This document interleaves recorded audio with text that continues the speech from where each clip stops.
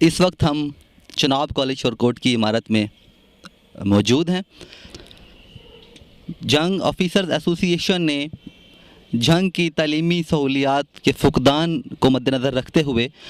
Jet کے نام سے ایک تنظیم بنائی۔ جنگ ایجوکیشنل ٹرسٹ میں ڈی سی او اور ضلع ناظم اہم ممبرز ہیں۔ سب سے پہلے انہوں نے جنگ شہر میں ایک کالج چناب کالج کے نام سے قائم کیا۔ اس کے بعد چنیوٹ میں اس کی ایک برانچ بنائی گئی۔ شورکوٹ کی تعلیمی سہولتوں کے فقدان کو مد نظر رکھتے ہوئے یہاں پہ اس کالج کا قیام عمل میں آیا۔ 25 ایکڑ رقبے پر مشتمل یہ کالج شورکوٹ کے شہری اور سماجی حلقوں کے لیے بہت تسکین کا باعث ہے، اور سب کا یہ کہنا ہے کہ جو تعلیمی سہولیات میں ہمارا علاقہ بہت پیچھے تھا، چناب کالج کے بننے کے بعد بہت حد تک دور ہو گیا ہے۔ کالج کی بلڈنگ کی کنسٹرکشن کا کام ابھی کمپلیٹ نہیں ہوا۔ اس وقت یہاں پہ 2 کیمپس ہیں۔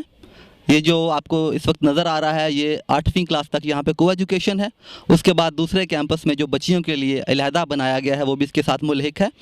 اس کے بعد یہاں پہ 4 دیواری بنے گی اور گراؤنڈز وغیرہ ڈیولپ ہو رہے ہیں۔ جنگ کی ضلعی حکومت کے تعاون سے یہ ادارہ اپنی شاندار کارکردگی پیش کر رہا ہے۔ آئیے مزید تفصیلات کے لیے پرنسپل صاحب سے بات کرتے ہیں۔ اس وقت ہم چناب کالج شورکوٹ کے پرنسپل جناب نوید اختر صاحب کے آفس میں موجود ہیں۔ ان سے پوچھتے ہیں کہ اس ادارے کا قیام کب عمل میں آیا اور اس ادارے کے وسائل کیا ہیں؟ چناب کالج شورکوٹ کا جو قیام ہے وہ جنگ ایجوکیشنل ٹرسٹ کے حوالے سے جون 1999 میں جو ایک کرائے کی عمارت میں اس کا آغاز ہوا، اور شروع میں بہت سارے مسائل جو ہے وہ ان کا سامنا کرنا پڑا، لیکن الحمدللہ اللہ کا لاکھ لاکھ شکر ہے کہ اس وقت ہم نے پچھلے سال فیبروری 2005 سے ایک نئی کالج کی بلڈنگ میں اس کا دوبارہ آغاز کیا، اور اس وقت ہم تمام وہ تعلیمی ضروریات جو کہ کسی بھی اچھے اور ایک منظم ادارے کی ضروریات ہو سکتی ہیں، ہم یہاں پر اس کو جو ہے وہ پورا کر رہے ہیں۔ اور مجھے اپنی ٹیم جو کہ میرے ساتھ کام کر رہی ہے، مجھے اس پہ بڑا فخر ہے کہ ہم ہر لحاظ سے جو علاقے میں تعلیم کے حوالے سے جو ان کی جو بنیادی ضروریات ہیں ان کو ذہن میں رکھتے ہوئے اس کے اوپر بھرپور انداز سے جو ہے وہ کام کر رہے ہیں۔ جی نوید صاحب، وے آف ایجوکیشن کے بارے میں آپ تھوڑے روشنی ڈالیں کہ آپ بچوں کو کس طرح سے تعلیم دیتے ہیں؟ ہمارے ہاں یہاں پر نرسری سے کلاسز جو ہیں وہ سٹارٹ ہوتی ہیں، اور ہمارا جو سٹرکچر ہے وہ نرسری سے لے کے اور انٹر کی کلاسز تک ہمارا یہاں پر اس کا سٹرکچر ہے کہ ہم بچوں کو تعلیم کے زیور سے جو ہے وہ ان کو آراستہ کرتے ہیں۔ اور ایک چیز جو کہ ہمارے ادارے کو باقی اداروں سے نمایاں کرتی ہے، اس میں ایک چیز کو بتاتے ہوئے بڑا فخر محسوس کرتا ہوں کہ یہاں پر نرسری کلاسز کو بھی پڑھانے والے ٹیچرز جو ہیں ان کی جو بیسک جو کوالیفیکیشن ہے وہ پوسٹ گریجویٹ ہیں سارے کے سارے، اور چاہے کسی بھی ٹیچر نے یہاں پر جونیئر کلاسز کو پڑھانا ہو یا کسی بھی کلاس کو جو کہ انٹر کلاس سے ریلیٹڈ ہے ان کو پڑھانا ہو، ان میں ہمارے جو سٹرکچر کے اندر منیمم کوالیفیکیشن ہے ٹیچرز کے لیے وہ پوسٹ گریجویٹ ہیں۔ اور اس کے علاوہ بوائز اور گرلز کے لیے ہم نے یہاں پر سیپریٹ اس کی ارینجمنٹ ہے ہمارے پاس، جہاں پر باقاعدہ ٹرینڈ ٹیچرز جو ہیں وہ بچوں کو تعلیم سے کے حوالے سے بچوں کو تعلیم دیتی ہیں۔ First of all, what should we know? We must recognize in Urdu because that's the medium here. So first of all, we must know, recognize the sentence in Urdu. And secondly, what should we do? Verb form. We must be sure of the verb form. And thirdly, we must know which helping verb we are going to use. So when we will be able to recognize everything in simple past indefinite, then we will change this into passive voice. نوید صاحب، میں یہ چاہوں گا کہ آپ ناظرین کو یہ بتائیں کہ چونکہ یہ کیمپس شہر سے ذرا ہٹ کے ہے تو بچوں کے لیے ٹرانسپورٹ کے حوالے سے یہاں پہ کیا سہولیات دستیاب ہیں، آئندہ کے لیے آپ کا کیا لائحہ عمل ہے؟ شروع میں جب یہاں پر میں آیا تھا تقریباً کوئی 1.5 سال پہلے، تو ایک چیز جس کا فقدان تھا جو میں نے یہاں پر محسوس کی ہے کہ یہاں پر بچوں کو ٹرانسپورٹ کے حوالے سے کافی مسائل کا سامنا تھا، لیکن اس وقت ہمارے پاس تقریباً کوئی 350-400 کے قریب بچہ جو ہے اس کو ڈیلی کالج کے ٹرانسپورٹ جو ہے وہ اویلیبل ہے، جن کو پک اینڈ ڈراپ سروس جو ہے وہ کالج پرووائڈ کرتا ہے، اور جس میں ہم اس عزم کے ساتھ کہ ہم ہر سال اس میں سے ایک گاڑی کا اضافہ کرتے جائیں گے،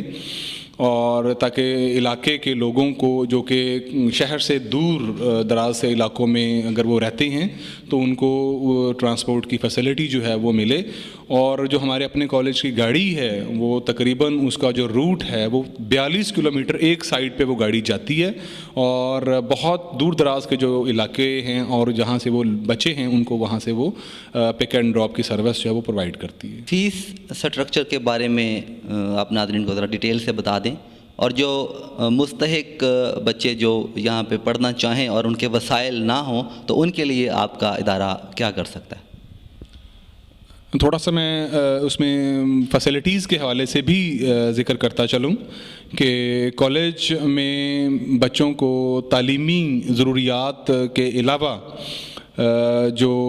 غیر نصابی سرگرمیاں ہیں ان میں بھی بچوں کو حصہ لینے کے لیے ان کی باقاعدہ بچوں کو موقع دیا جاتا ہے اور ان کو اس چیز کا ماحول میسر کیا جاتا ہے، جس میں ہم بچوں کو کالج کے اندر ہی جو کچھ ایکٹیویٹیز ہیں ان میں انوالو رکھتے ہیں۔ بچے ڈبیٹس کے فنکشنز اور باقی اس قسم کی جو ضروریات ہیں ان کو وہ یہاں پر پورا کرتے ہیں۔ جہاں تک آپ نے فی اسٹرکچر کے حوالے سے اس کا پوچھا ہے، اس میں ایک چیز بڑے فخر کے ساتھ کہہ سکتا ہوں کہ ہماری جو آرگنائزیشن ہے، ہمارا جو ادارہ ہے، وہ اس وقت نو پروفٹ نو لاس کی بیسس پر وہ چلتا ہے، اور جو بھی سہولیات ہیں وہ علاقے کے لوگوں کے لیے اور اس انداز سے ہمارا فی اسٹرکچر ہے تاکہ وہ علاقے میں اگر پیئنگ کیپیسٹی جو ہے وہ لوگوں کی اگر کم ہے تو سب کے لیے وہ افورڈیبل ہوں، اور ہم بہت ہی کم جو فیس کے ساتھ بچوں کو یہاں پر وہ تمام سہولیات یہاں پر پرووائڈ یا مہیا کرتے ہیں جو کہ پبلک سکولز جو ہیں پورے پاکستان کے اندر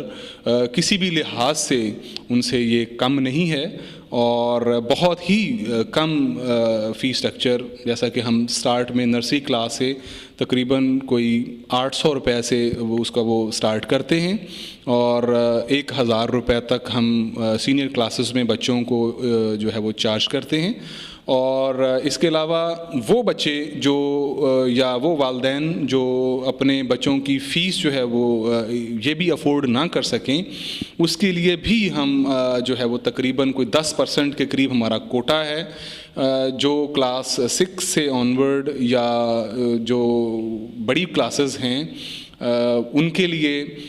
جو لوگ اس معاملے میں ہم سے کانٹیکٹ کرتے ہیں، رابطہ کرتے ہیں،